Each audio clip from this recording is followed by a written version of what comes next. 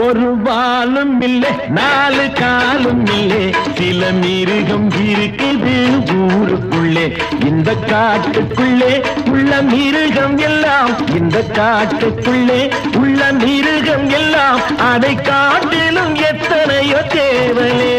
ஒரு வாலும் இல்லை நாலு காலும் இல்லை சில மிருகம் இருக்குது ஊருக்குள்ளே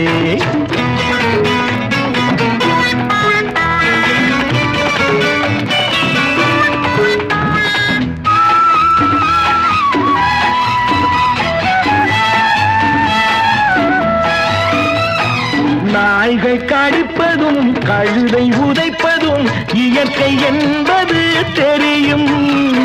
புலிகள் பாய்வதும் நரிகள் ஏய்ப்பதும் பிறவி குணம் என்று புரியும் எந்தெந்த நேரத்தில் கடிப்பான்